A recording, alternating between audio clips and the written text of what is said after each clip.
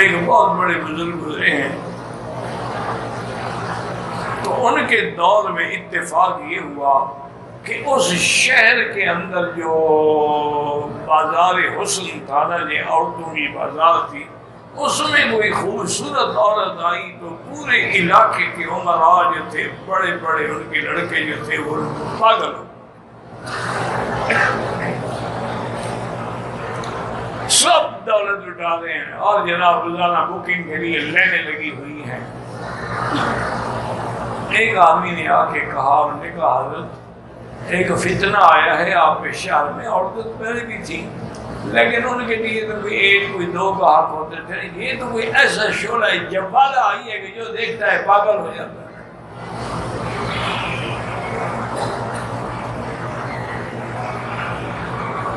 فرمایا اچھا کوشش کریں گے۔ اللہ کی شان یہ ہے کہ ایک دن آپ رات کو کپڑا لپیٹا اور جناب خود تشریف لے گئے اس بازار میں، اور اس کے اس اڈے پہ کوٹھے پہ تشریف لے گئے، اور وہاں جا کے جب ڈاٹا کھولا تو حیران ہو گئی ہوئے، تو داڑھی بزرگ چمکتا ہوا چہرہ، اس کے چہرے پہ تو پاؤڈر تھا، غازہ تھا، لپسٹک تھی، ان کے چہرے پہ تو اللہ کی رحمت کا نور تھا۔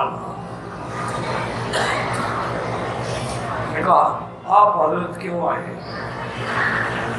انہوں نے کہا تمہیں اس بات سے بحث نہیں ہونی چاہیے، تمہارا دکان ہے، کوئی بھی گاہک آ سکتا ہے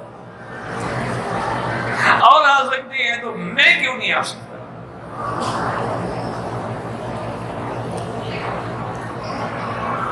آپ یہ بتائیں کہ ایک رات کی آپ کی فیس کیا ہے؟ بتائیں 1000 درہم ہے، ہم یہ 1000 ہے، لیکن اب یہ رات میری ہے، جو میں حکم دوں گا تو میں کرنا ہوگا۔ اور بھائی بات ٹھیک ہے، جب آپ نے میرا ٹائم ہی خرید لیا ہے تو ایک رات کے لیے میں آپ کی باقی ہوں، غلام ہوں،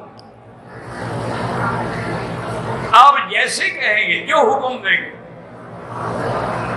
میں ہر حال میں آپ کو خوش کروں گی۔ انہوں نے کہا ٹھیک ہے، اور میرے بعد سے جا کے غسل کرو، اپنے تھیلے سے کپڑے نکالے، اور میں یہ اپنے کپڑے اتار کے پھر یہ کپڑے پہن، اور غسل کا طریقہ بھی بتایا کہ ایسے تم نے ہاتھ دھونے ہیں، ایسے تم نے کلی کرنی ہے، ایسے ناک میں پانی دینا ہے، ایسے سارے بدن میں پانی بہانا ہے، اور جاؤ سے جاؤ۔ ٹھیک ہے، مجھے پیسے ملتے ہیں، مجھے کیا تکلیف ہے؟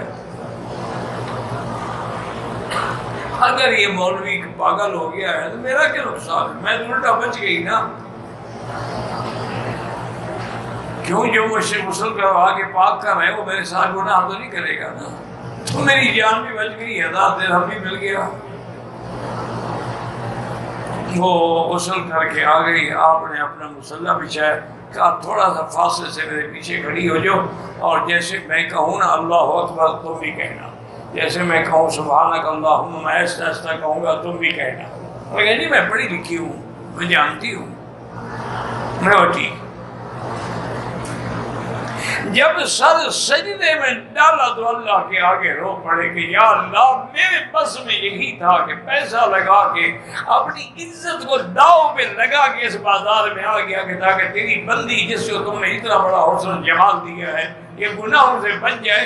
اب اس کو وقتی طور پہ خریدنا تو میرے بس میں تھا، دلوں کا پھیرنا تو تیرے بس میں۔ یا مقلب القلوب ثبت قلبها على دینک صرف قلبها الى طاعتک۔ ساری رات روتے رہے، صبح کا وقت ہوا، کہا اچھا بیٹی السلام علیکم۔ اس نے کہا حضرت بیٹی بھی کہتے ہو، پھر مجھے اسی جگہ چھوڑ کے جاؤ جو گناہوں کا اڈا ہے، جہاں ہر وقت شیطان رقص کرتا ہے۔ یا تو بیٹی نے کہتے اب کہا ہے تو لے چلو۔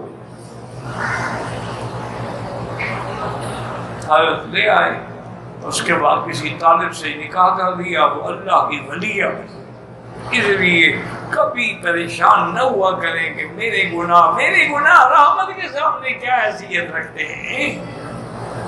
تو بہرحال دعا کیا کرو، تم میرے لیے، میں آپ کے لیے، حضور کی پوری امت کے لیے دعا کیا کرو کہ اللہ اپنے بندوں پہ کروڑویں درجے کے رحمت کا کوئی قطرہ بھیج دیں اور ہمیں بھی اس رحمت میں شامل فرما دیں۔